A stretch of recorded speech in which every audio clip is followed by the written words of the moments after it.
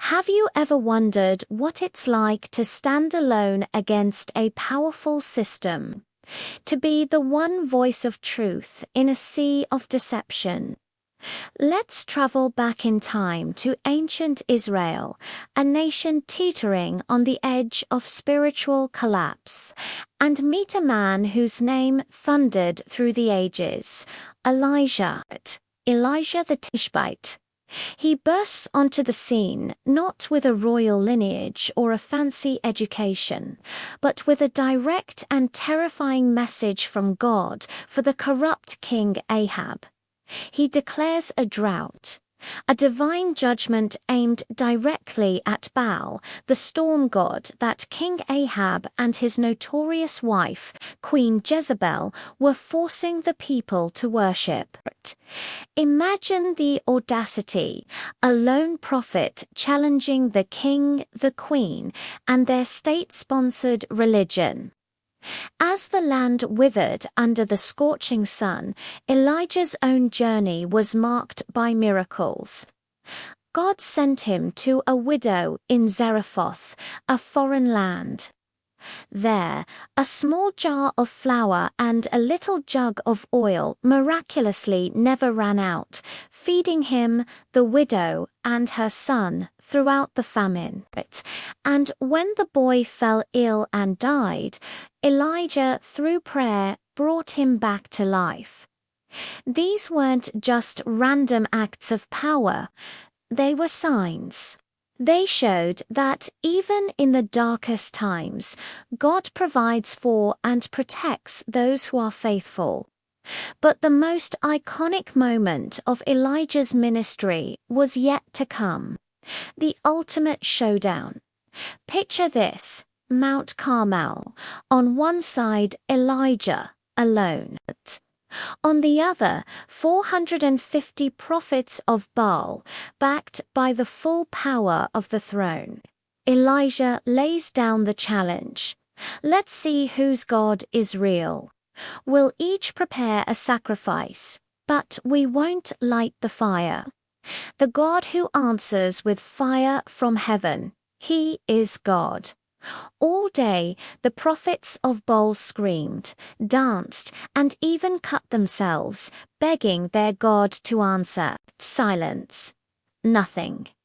Then it was Elijah's turn. He calmly rebuilt the Lord's altar, had it drenched with water not once, not twice, but 3 times until the trenches around it were full. Then he prayed a simple, powerful prayer.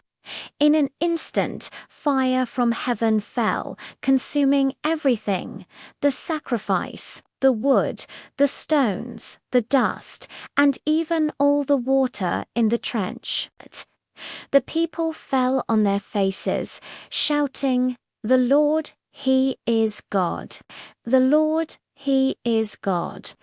This event was a turning point, a dramatic display of God's supreme power over all false idols. So why was Elijah's mission so fraught with danger? It's because he wasn't just fighting a spiritual battle. He was up against a corrupt political machine. King Ahab, swayed by his wife Jezebel, a Phoenician princess, had turned Israel into a center for Baal worship. Jezebel was relentless, systematically hunting down and executing the prophets of the Lord. Elijah's stand wasn't just about religion. It was a direct confrontation with a tyrannical regime that sought to erase Israel's very identity and its covenant with God. His courage in the face of Ahab and Jezebel's persecution solidified his role as a defender of divine justice. Elijah's legacy echoes through the entire Bible and beyond. The prophet Malachi foretold that Elijah would return before the great and dreadful day of the Lord, setting him up as a forerunner to the Messiah.